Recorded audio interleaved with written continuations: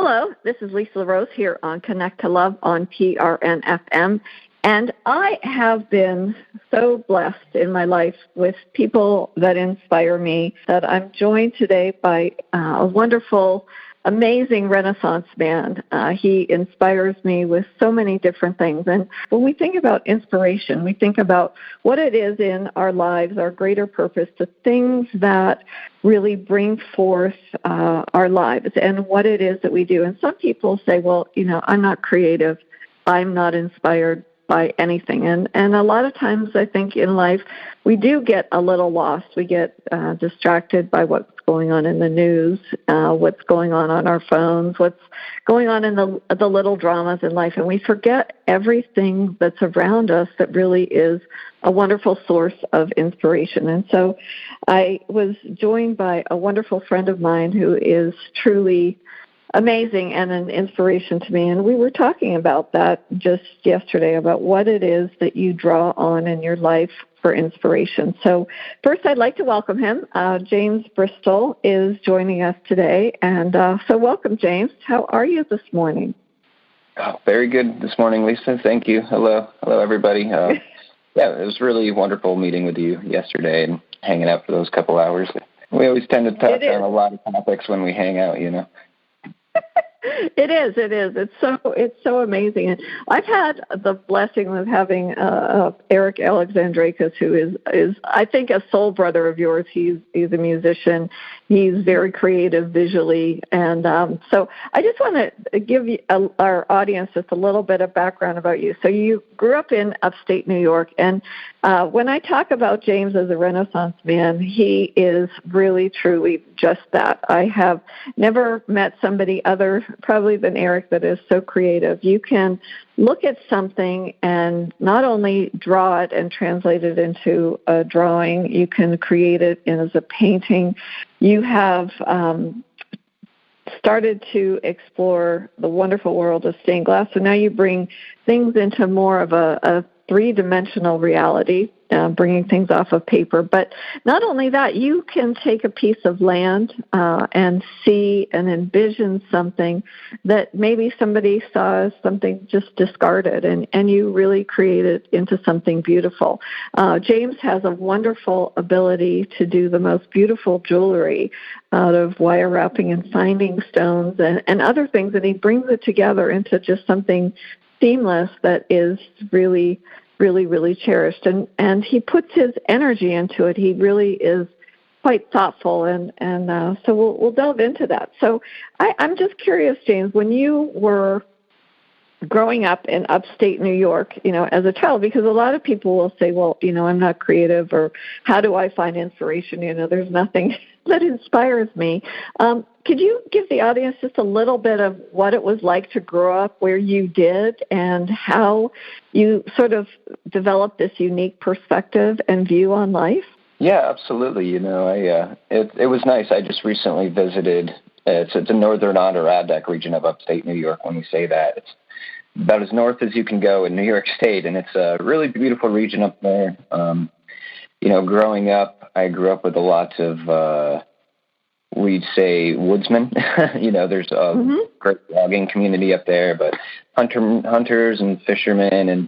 And it's funny, I was kind of the weird kid that wasn't really into those things so much, but, it really did instill in me the love of nature, living in that region, just surrounded by nature, that I really, grew up away from computers and maybe even like any other modern things. We didn't know we were that poor growing up just because we had enough and we were comfortable. I grew up in a large family. I'm number 3 out of 6 kids in my family unit there, and so there was always sharing happening, and we would always spend a lot of times in the woods. And I grew up with a little dog. So as maybe a bored child might do, and you would just explore your environment. And luckily for me, it was mostly nature. It was mostly the backwoods behind my house, and then we'd go on adventures to a lake. I spent a lot of time on a place called Trout Lake with a friend of mine. And, I don't know. I felt like I was a little bit of an oddball because I did spend a lot of times looking at tiny things maybe more than people thought something was wrong with me, because I would just be looking at the dirt or just, playing in a little puddle or something like that. It's those times that we can spend in the small things that I think really, got me to, appreciate the living environments that are beneath our feet and above our heads, and I think that's maybe where, I draw a lot of my inspiration from, is like, how I gaze into nature, into circumstances, even things that might seem inert. You look at them in a certain way and you'll find a lifetime or a whole story or a whole background, So, yeah. No, I think you're absolutely right. I had the wonderful gift, I guess, of being able to go to a lecture here at the Carnegie during the Carnegie Lecture Series, and he was a naturalist, a biologist known as Edward O. Wilson, and he was a little bit different than a lot of American biologists and naturalists, because he studied ants, and he kind of got that nickname, the ant man. And but I found him so fascinating because he would be on the ground, and he really started studying the biodiversity of insects and nature and how things worked. And it to me, I left there with, I guess, fresh eyes. I guess because there was so much that he saw looking at the tiny things. And I was like you, James, that I did similar things. As a kid, I was fascinated when I would lay in grass and, just have that view and see like the peaks of the grass and see all the different colors, and then run my hand over the textures of things. And I just really, there were just so many things to be amazed by. And I think somehow we've kind of gotten away from that in other cultures. They do, they might be, studying butterflies, or they might be, they might be in their garden. I mean, there's a lot of things that we do to survive. And I think that, as you described yourself growing up in a poor family, I think you grew up in a very rich family, that there was a lot of things that lifestyle afforded you. Now, did you find yourself then, like, as you were sort of exploring this microcosm that existed beyond, when we're standing up and examining the tiny things, what were some of your insights or discoveries, or did you find yourself wanting to draw them? Did you want to, I just would love to hear a little bit about that, what that was like for you. I think initially as a child, they gave me crayons and some paper, and I kind of just went to town in that in my mind, and I think I was very much encouraged, because there wasn't a lot of kids doing that. Everybody else was playing in the mud, they're playing ball and that sort of thing, and I was very much an introverted child. So when they found I was doing something productive, they, very much encouraged. So I think being told that you're an artist might have been my initial encouragement to do that. But the practice was just so gratifying that, not only to feel accomplished inside, like people were seeing it and really appreciating it. So I think just feeling appreciated in what you do can really, perpetuate you doing that. It's just going to make you feel good one way or the other. And, I just, I don't know. I could say, like, I was just being very introverted as a kid, and just exploring these worlds, and I could say, they encourage that, because otherwise I think they would be worried about me being on my own, and that might have been a concern for my mother or father at some points, but ultimately it turned out to my benefit and other people's benefit. So. Right. I know, and I think you're absolutely right, Matt. And not only, and I forgot to mention this when I was introducing you. Not only are you an artist, but you're also a musician. So, did you find, like, at that same time you were discovering art, you were discovering music, or was it like the sounds of nature or other things that kind of brought that all together for you in your realm? No, I think music came a little later. Music came when I was an angsty teenager, and I was like getting a little frustrated with my circumstances, or the real things that are going on, the dramas of teenage life in the boondocks. I had a friend whose parents just got them some new instruments, and the one brother wasn't really into the bass guitar very much. And the parents just got him this as a gift as a teenager or whatever. And they weren't super into it. So, my friend Danny gave me my first bass.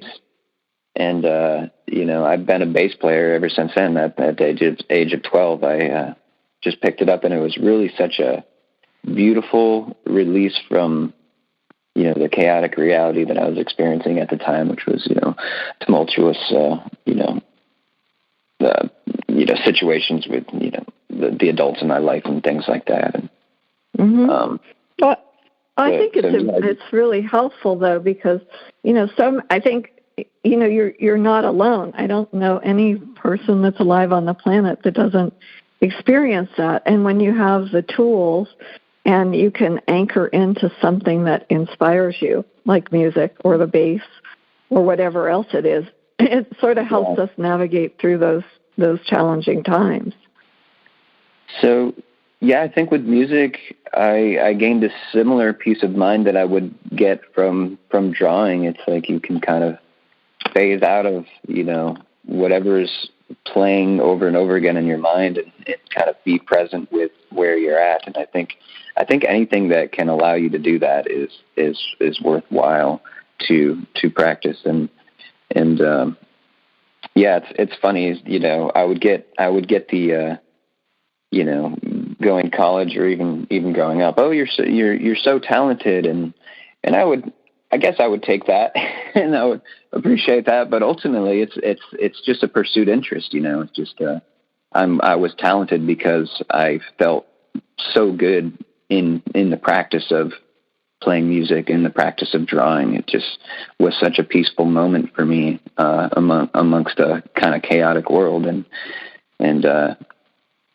music will do that. And I think there's lots of things that we can call art forms that will take us to this place of peace, and ultimately I think that's why I'm so good at things, is because I'm choosing peace for all these years. Right.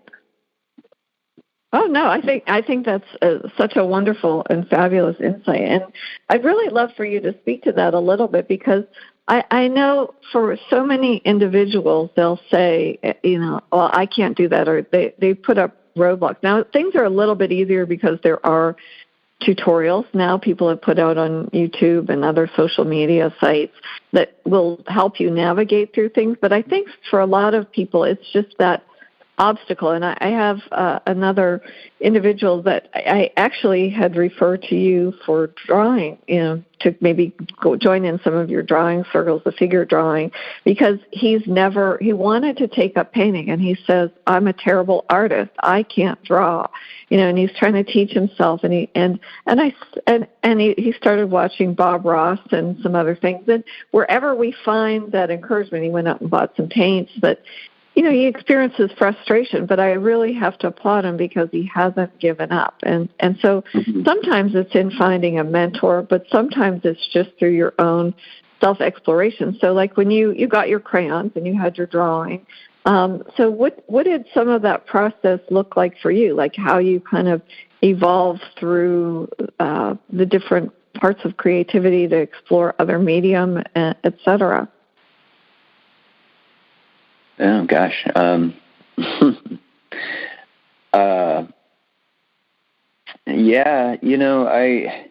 I don't know. I kind of want to like reiterate the idea of just finding peace, wherever it's at. Sometimes it's just picking grass. I think I think a lot of times in my mind I wasn't even doing making a certain craft. I didn't have an idea in mind of what what the outcome was gonna be. And I think maybe that might be the trouble with a lot of people that are trying to learn to draw. They have an expectation like, oh, this is one of my favorite artists. I want to start learning how they do it and do it like they do.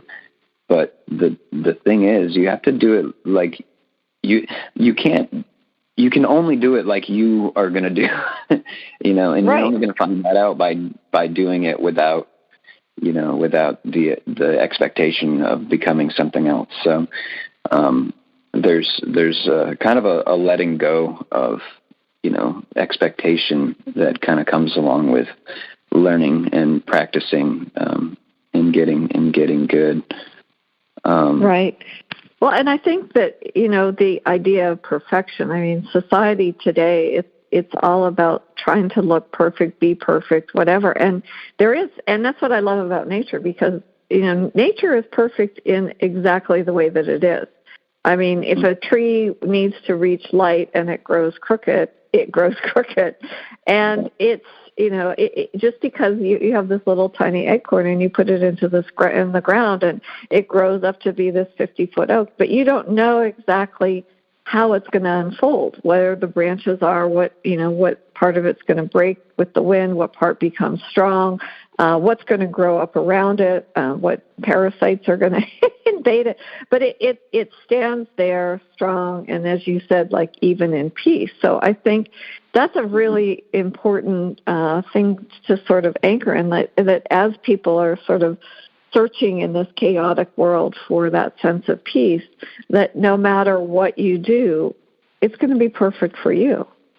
And that is really how you attain that peace. And that's actually what I said to this individual who was critiquing their drawing. Well, you sent me a picture of it. And I was like, that's wonderful. You don't have, who knows what your art expression is. We don't all have to be realistic painters. And even in sculpting. And, one of the things that I like about you, I mean, and this is what I find so fascinating even about working with glass, is you have to break the glass in order to create something, right? Yes, absolutely. Right.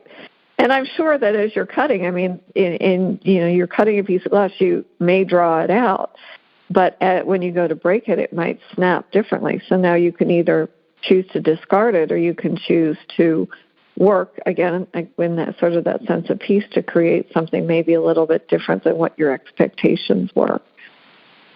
I would say, working with glass, that's a medium that definitely requires you to be at peace in your mind. You can't break glass angrily; it won't work out. It's a funny process. But I want to say, like, the process of learning to get good is where the magic actually is. It's not in your end product after all. I mean, you could make a masterpiece and only some people will enjoy it, and probably they've seen masterpieces like it before and they're not that excited as you might be creating it. And it's in the process of learning that you find that you have your own signature and that you have your own like dialect of how this would turn out. I do these life figure drawing classes, and I'll have a live model, and I'll get a lot of people that, like my one friend Genevieve, for instance. When she first started, she just wants to be really good. Wants to do the be a great figure drawing artist. And within the first class, she was just like, I'll never be this, blah blah. And I just encouraged her, just come back next time. You made progress today. She might not have seen it, but I saw what progress she did. Within 3 sessions, you could definitely tell the progress that she had made. And with figure drawing, it's funny because we're all drawing the same figure, but everybody's drawing is turning out different, So at the end of every class, we have a show and tell where everybody puts their drawings down. And man, I'm just so inspired by individual flavors of how they interpret what they're seeing. We're all seeing the same thing subjectively, but here we are, like, interpreting it differently, or at least it's coming out differently in the medium. And to me, that's fantastic. To me, I love to see that. No matter if they get really, really good, they're still going to have that flavor of that style that is going to be recognizable. Mm-hmm. No, and I think that's a really dynamic and really important thing, because I don't think there's any one of us who will ever see the world the same way. We just don't. It's physiologically impossible. You can't see through my eyes.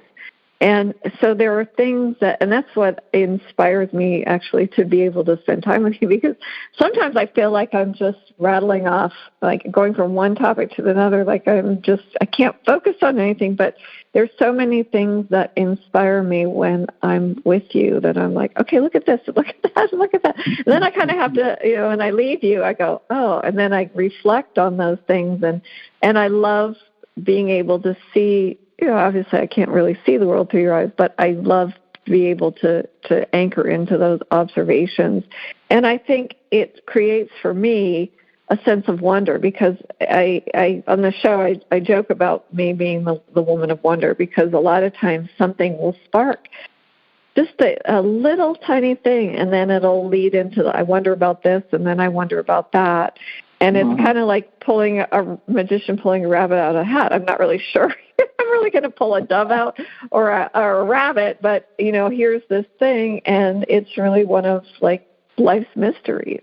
And I think that really, for me, that's what drawing inspiration from life is really all about, because I remember when I moved to Pennsylvania, and I don't know if you have a lot of people may not be familiar with the sycamore tree, but when I would take my dogs through the park, and I didn't really know what this particular tree was called, but I looked at it and I'm like, that looks like camouflage. And then I'm thinking, oh, I guess that's where they got the idea from camouflage was from a sycamore tree, and how the bark peels off and all the colors. And from season to season, you may see the same tree, but the bark will never be the same, because as it evolves. And I think that's really who we are every day when we get up.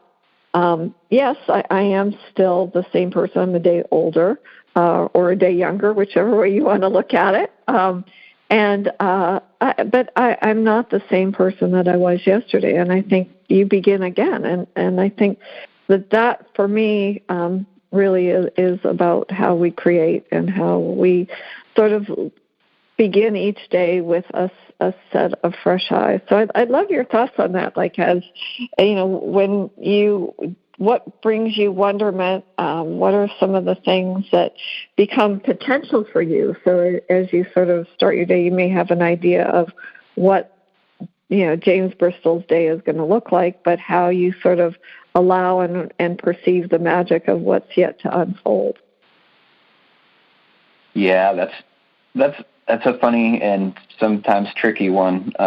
As an artist or an illustrator, or as a creator in general, creative person in general, like, there's sometimes days are just not feeling creative. There's sometimes you wake up and everything's kind of gray or whatever, but I feel like those are the gestation periods. Those are the times to reflect, or those are the times to, like, fix your sink or do the practical things of your day. Sure. So I try to really, really balance, how I feel, and, reading star charts, I think, is fun and helpful, to really engage. Be like, why do I feel like a little muldrum today? Oh, it's, my stars are here or there. And you can really, I don't know. It's like, yeah, I'm also saying, like, I sometimes am inspired by the things that go wrong in my day, and those are that's an interesting art. That's an art in itself, to be able to look at the situation and also find it beautiful in its own way. I want to say, like, most of the greatest songs that we love so much came from somebody's heartbreak, or they came from just the lack of something, and I want to say, like, life is just so full of the ebb and flow of creativity, and then the drawback, and then just a peaceful time, and then, a time where everything's tumultuous, and just staying in a mode of observancy, I think, really allows your mind to really capture those dramas, and really, and then you hold them dear, no matter if without judgment, if they're good or bad. They're just beautiful in their own sense, and it's hard to explain to the full extent, because nobody wants to go through hardships. Nobody wants to feel pain of a loss of a loved one or something like that. But it's in those experiences that we grow into these new forms, and we grow new petals for our flowers. We grow new ideas, things, and for me, like creating a painting after I've sat and thought about something for days or weeks or perhaps years. Sometimes you're something's on your mind, and it won't come out until years later, when you really adjusted it and really transformed the feeling from something that's maybe helpless to something that you can actually do something about. And what you're doing might be just an artistic rendition of the story. And God, if that's not the most kind of beautiful pieces of artworks I've ever seen, and sometimes it's just scribblings on a paper, but you can tell that what that person is going through by those scribblings, if you're observant to those things. And right. Right. And when I met you, and it was so interesting, because I don't have as much time for art, but I love to create. I used to do found object art, and I would walk through the flea markets, and sometimes it would be a really interesting fork I would pick up. I love to create things with old watch park, with broken things. I would find broken frames, and I would find the tiniest little pieces, and I would, glue them in, and, figure out how I wanted things to do, and put a mirror in there, and, or make jewelry out of little things. And I still have boxes and boxes in my basement of all those things I found. And every now and then I'll look through, and I'm like, oh, look at this. Isn't this great? Isn't this, I haven't had much time over the past few years to do it, but I probably will eventually get back to that. But I think that when you never lose sight of that. So you get distracted, and you go through, and I love what you were saying, like so many things come out of tumultuous times. I think about, a thunderstorm. I mean, you have this, it can be a peaceful night, and the wind will start to pick up, and then all of a sudden, and, it can really create a lot of havoc. But then when it's done, I mean, maybe you're going to have to go out in the yard and pick up branches or whatever else it is, but there's this incredible peace afterwards. And you just go, wow. And I think, whenever we're in a situation, I have a dear friend of mine who just bought a house in Morocco. And, he's been trying to get his house together so that he can move in. And here they had this earthquake. And he messaged me. He said, he was driving down the road. He said the buildings were shaking, the road was shaking. And, I think it shook him up. And he left. He went back to Cape Town. Then he went back. He was originally from Switzerland. Went back there to spend some time and just sort of recalibrate it. And a lot of us aren't able to do that. So I guess that's maybe my question. So when you do have, whether you go fix a sink, so you have these times where there might be something tumultuous, and then how do you kind of separate yourself from that and then go into that quiet space where you can regroup, or maybe some skill sets that might be useful for our audience members that are listening that maybe don't know how to quite disconnect from those times? That's a great question, because that might might be, it's like you kind of have to practice just being quiet with yourself. You know, you have to practice. I think what helps me is just practicing when things are calm, just being in meditative state, being in observant state.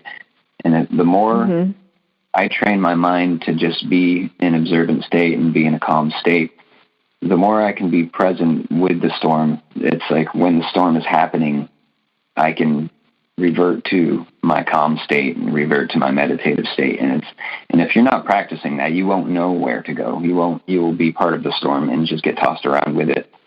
But I would say like just being present with the storm when it's happening. And the storm can be an actual storm, or it could be, you know, a friend losing their shit or whatever, you know, and right.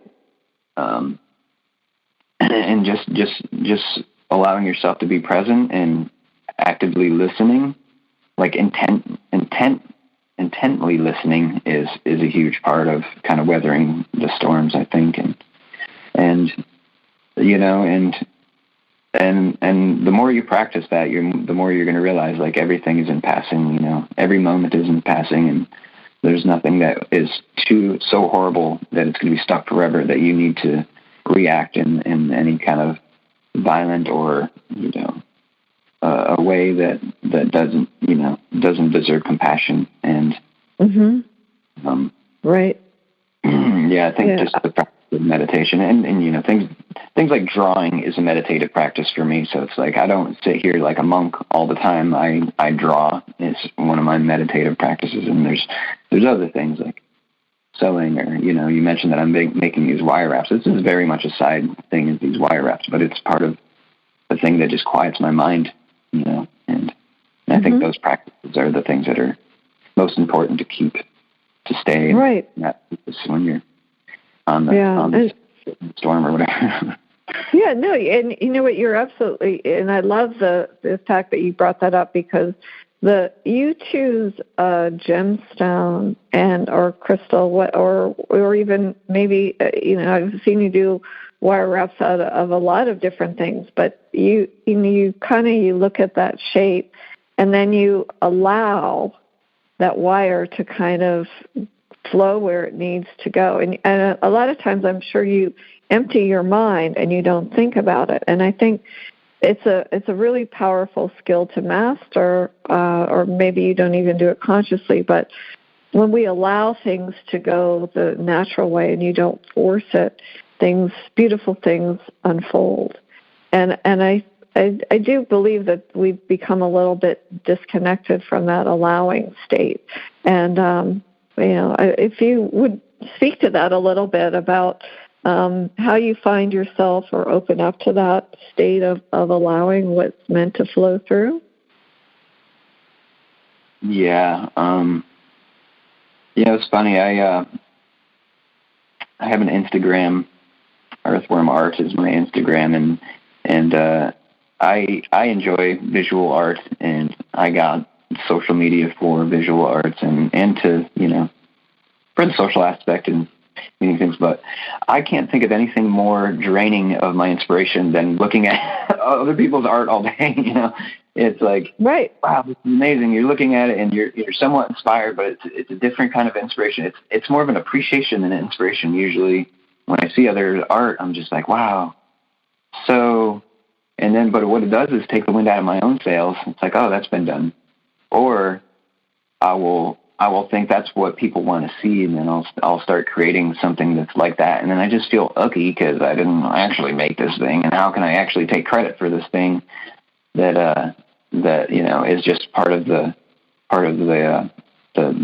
trend right now, and that's the thing with trendy things; they're bound to be cliche very soon. So it's like anybody who's looking for inspiration, don't go to the internet for it. You know, yeah, for sure. Sit with yourself, you know, sit with your surroundings. Maybe, you know, any given person is going to find something in their own world to draw inspiration from, whether it be the rocks under your feet or the argument down the street or, you know, the birds over your head. It's like, just draw something that's, you know, just around you now. Be observant. Your now space is all there really is, and if you are drawing from the now space, and that's what makes beautiful art, in my opinion, and that's what gets all the TikTok follows or whatever, is because somebody out there was sitting in their now space and created something from that now space, not from the algorithm or whatever.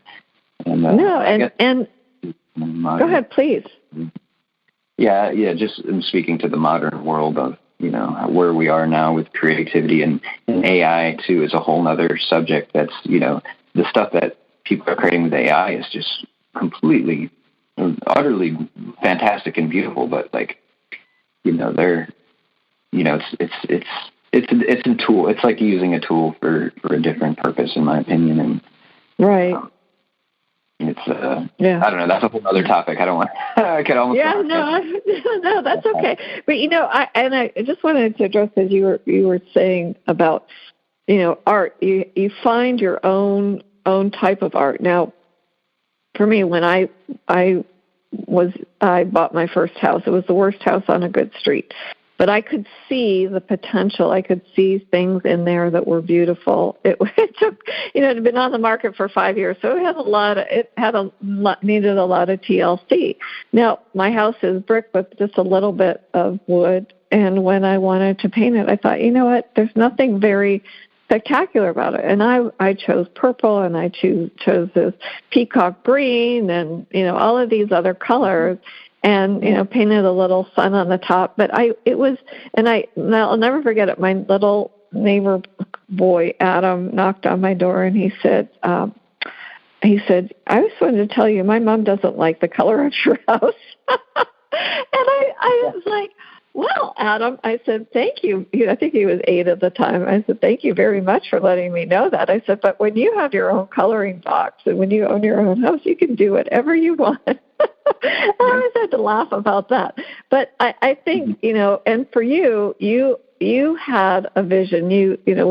I just want to give out your website. It's warriorwindow.com. It's all one word, warriorwindow.com. So you can see some of James's art. But your artwork extends not only in the physical things that you do with a paintbrush or do with a pencil or a pen or glass, but you also have created this amazing space called Owl Hollow. And when you saw the property initially, it was not. I mean, the lot next to you was a junkyard, and you have really brought forth the beauty and created an amazing space. And I'd love for you to talk about that, because that is so inspiring and it's created a place for people to commune and do a lot of different things. So, and I think that's something somebody can do even in their own backyard, even if it's a garden or whatever. But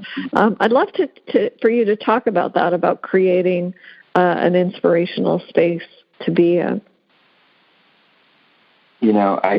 I think that's one thing you and I both have in common is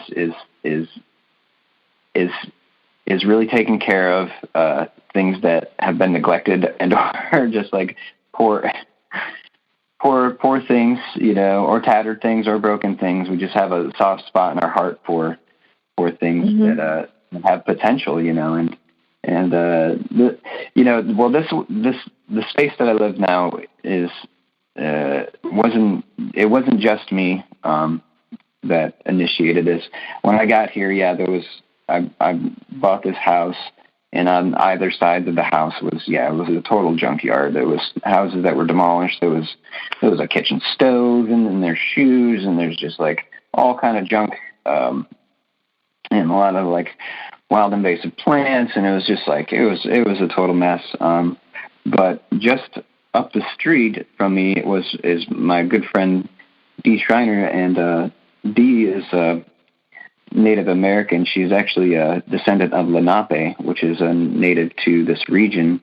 And I wanted just to give the original caretakers of this land the acknowledgement that the Seneca, the Wyandotte, the Lenape, and Haudenosaunee, I think, were another tribe that was here before modern man came and built their steel mills. Well, we did a lot of things before steel mills came in, but this neighborhood, the history here of this house was like a bunch of row houses that were built for the steel mill, and my house was built in 1902, so it's very old. It's got some very old bones, but a lot of like messy remodels, and initially it was my neighbor Dee that told us this house was available, and we moved in. I moved in with my band at the time, was this band Hills and Rivers, and if anybody likes Appalachian folk music that's very much nature-centric, check out the Hills and Rivers.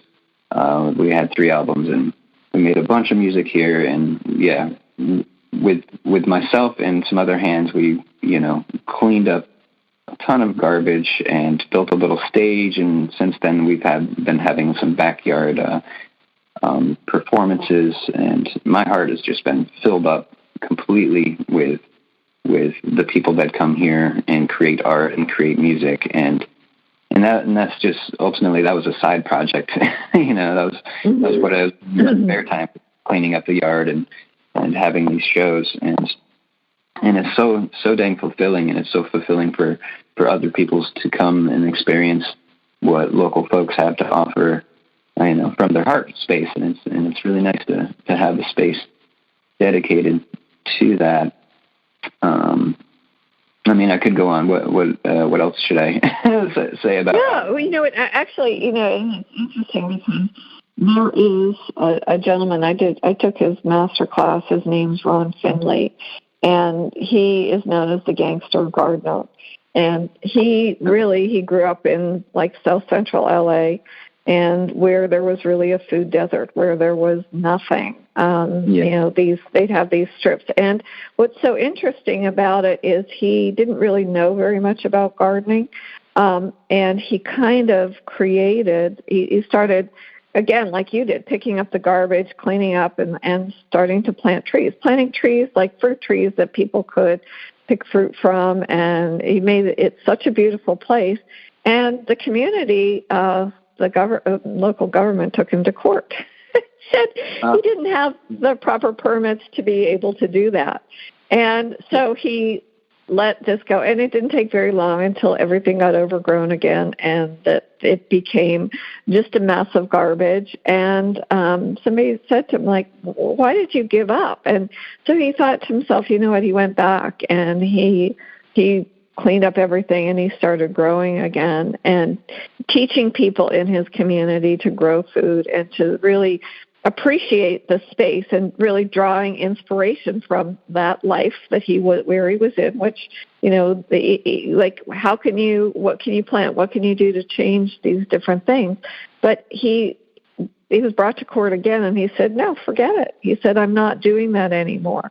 He said, I'm not bowing down. But so now he teaches people how to regenerate their lands, just as you did, to see a vision. And I think that's really important, because a lot of the inspiration that you bring people from all different walks of life to Owl Hollow. Whether it be for an acrobatic show or for music or for a drumming circle or for a figure drawing class. That not every event is going to be for everybody, but there are events where people can commune, and usually you'll have a potluck where people share food. And I think that's what's really fun about the food, too. You never know what somebody's going to bring, and I think, well, should I bring this or should I bring that? But it all kinds of works out, and everybody's fed, right? Yeah, absolutely. Yeah, everybody bringing a little bit makes a lot of food, and that's been a very just been a staple of when we have shows here. It's usually automatically a potluck, and when I find when there's food and music, it's like everybody's family all of a sudden. It's like when we're eating together and there's music involved, it's like somehow just brings everybody to a space of utter comfort and trust. Mm-hmm. Oh, absolutely. Without a doubt. And I think that not only is there trust, but it a lot of times, people come up and there's just, I don't know, it's just sort of I would like to see that extend into other communities, not just in Owl Hollow. And I'm glad that you spoke to the fact that used to be a steel, like sort of like a steel town area, because really the people were brought in they came from other countries, and they would come in, they would go to work, and perhaps the rest of the world doesn't know, so I'll share this. There's something that's known as the Pittsburgh toilet. The men would come in from the mills, and they would go right into the basement because they would be so dirty. But that is really, and you talk about the Lenape, it's almost, that's honoring that heritage of the people who created the city that we live in and the rivers that flow through. And I know that you do, and you found a lot of inspiration from the rivers that flow through this city, and from some of the other natural things, and you've done a lot of work, and it's just because it makes you feel good, cleaning up public lands. There's inspiration, and how do you feel when you do something like that? And I'd love for you to speak a little bit to what it inspires you to see somewhere and feel the energy and want to create something beautiful out of that space. Yeah, if you're inspired to do a thing and that land is calling you, don't stop because of a piece of paper or somebody that doesn't even live there is telling you can't do the thing. Good example, I was showing you yesterday on the corner of my house. I don't own this property.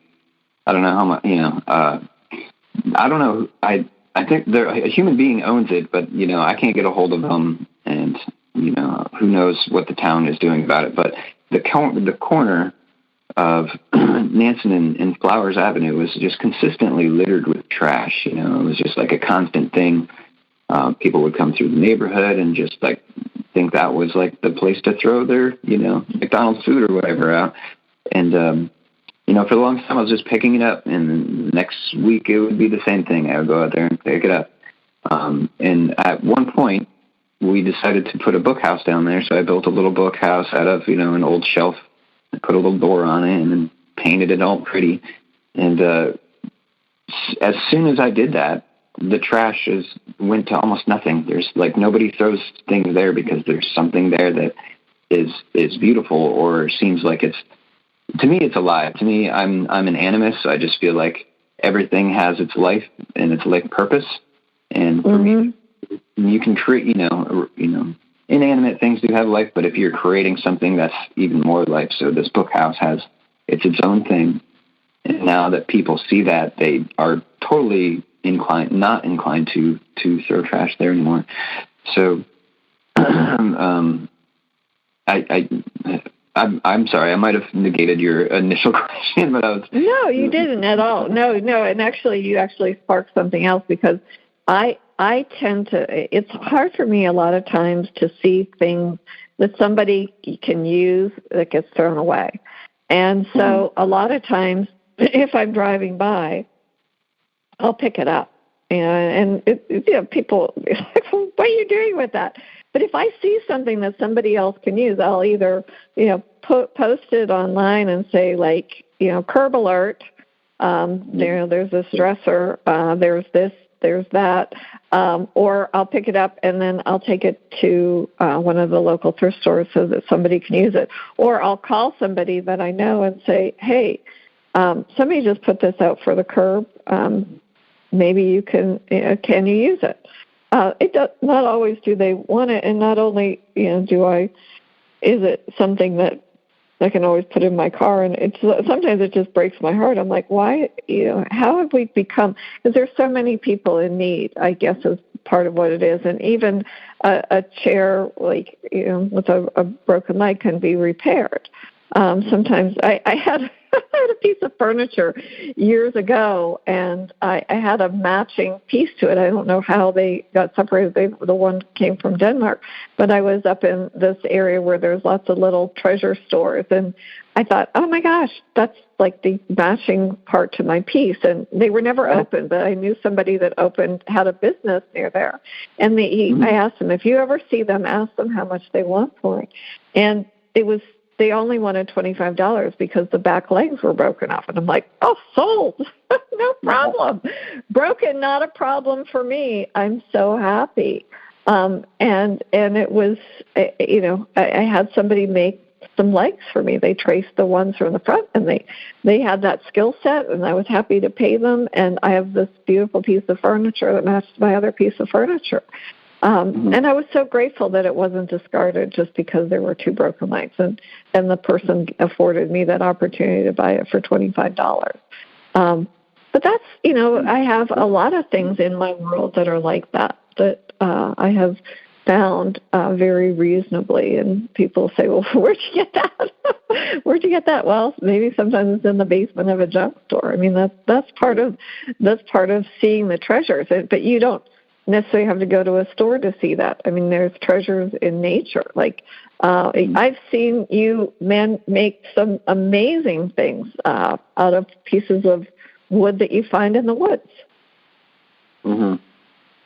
Oh yeah, I have a stock of funny looking chunks of wood that are bound to be something someday. Yeah. Yeah. Yeah. No, and it's okay to have that thing that's going to be something someday, because it will be. You have that vision for it and you feel it, right?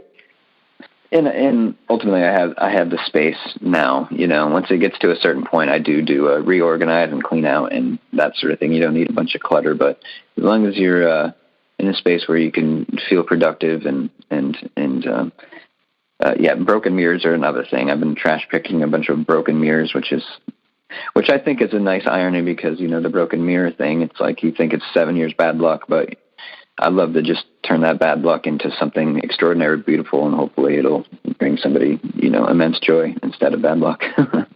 Right, right.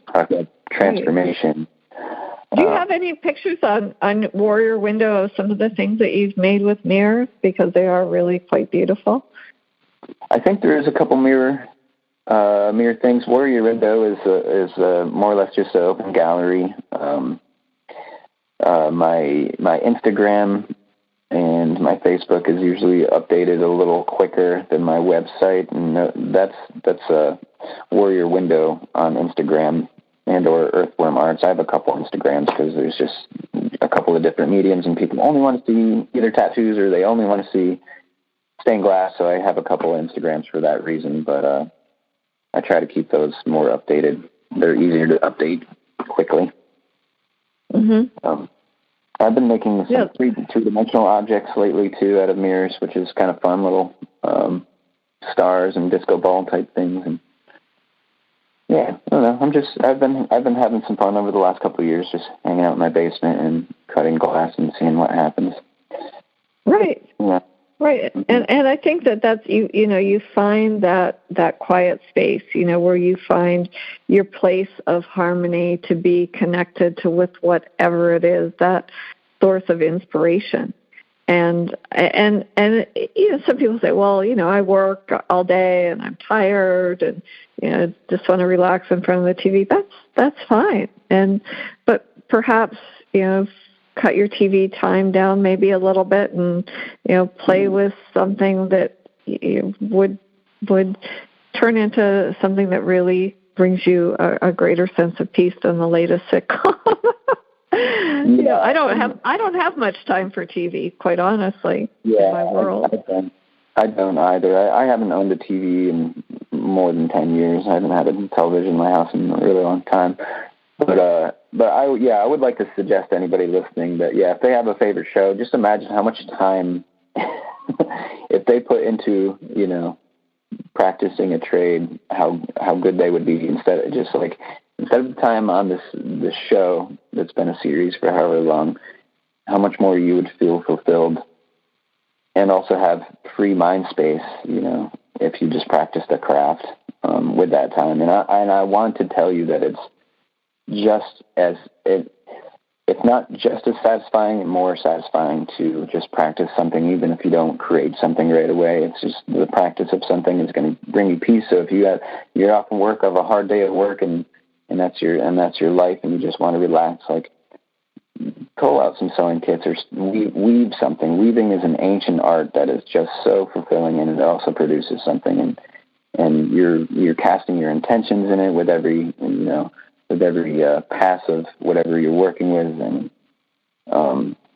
I just want to say there's magic out there to be had in your life if we would just stay away from the sitcoms for a little while.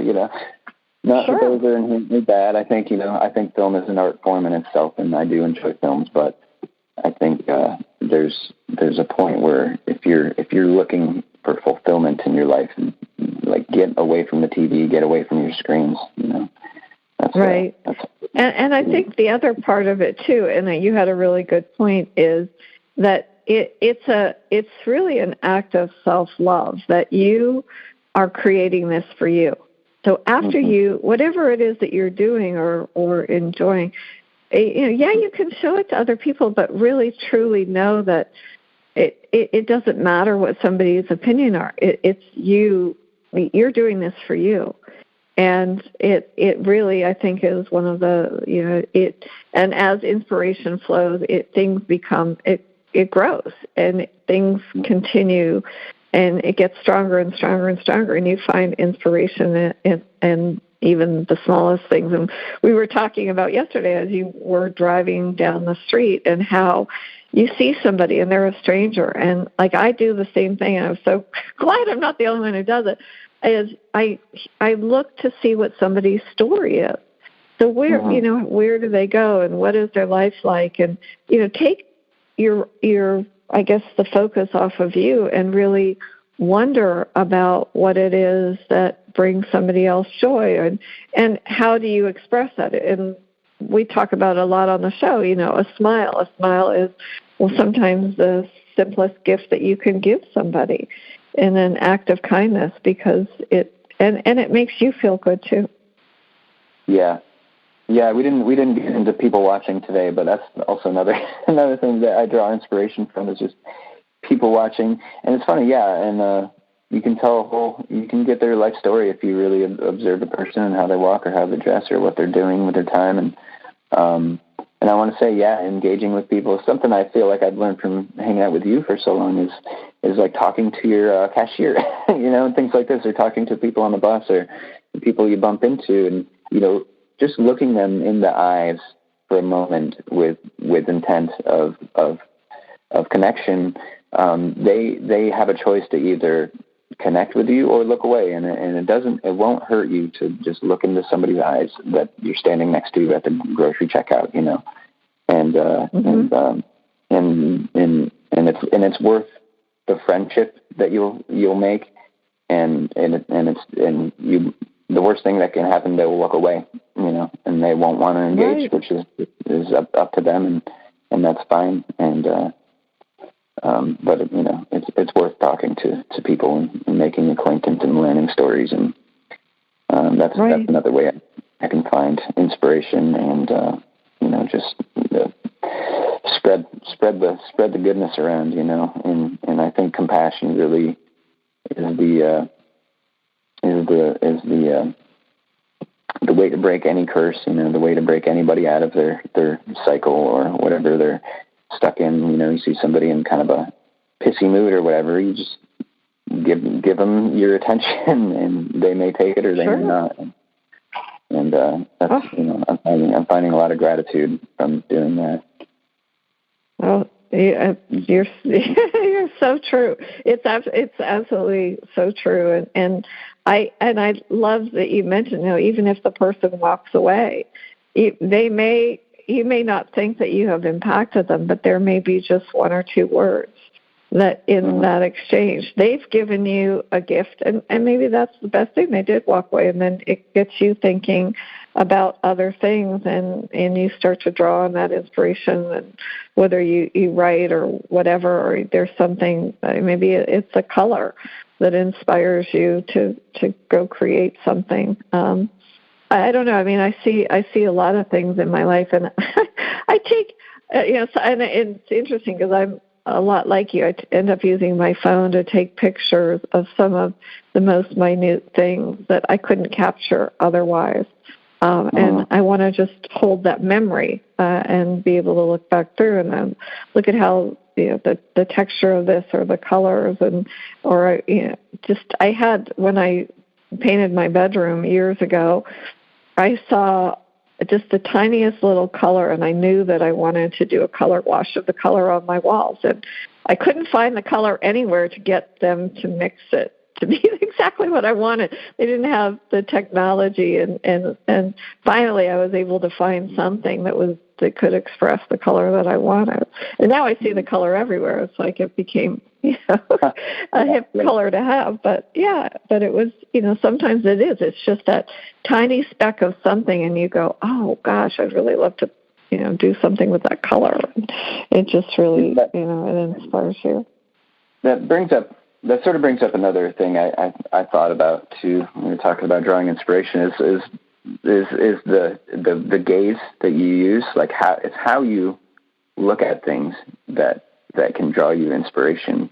What did I want to say? A couple of techniques. There's this thing I used to do a lot as a kid, and I feel like I lost a lot of creativity, or I lost a lot of my childhood expression because maybe society was thinking that this is not an appropriate thing to do. But what I would do a lot as a kid is I would focus on my finger in front of my face, 2 feet in front of your face, look at your finger, and then take your finger away and focus on the space where your finger was.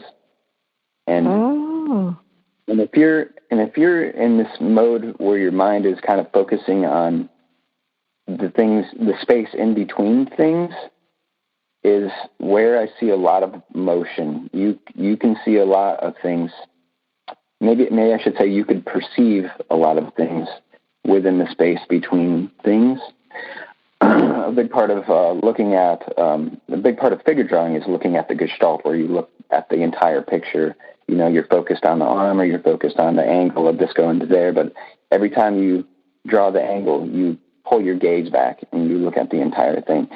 So what happens is there's this moment in between where you're focusing on a point, and then you draw back to the big thing, and all of a sudden you have this infinite amount of information between your focus and your gestalt, I guess you could say, your focus and your non-focus. And I feel like there's a space there that is kind of hard to explain, but there's a space there where I draw a lot of information, and I think that's where a lot of the spiritual things lie. I think that's where a lot of maybe I could say psychic people find that they see things moving or see auras and that sort of thing is with how you are looking at things. It's not just what you're looking at; it's how your mind is using that information or getting that information.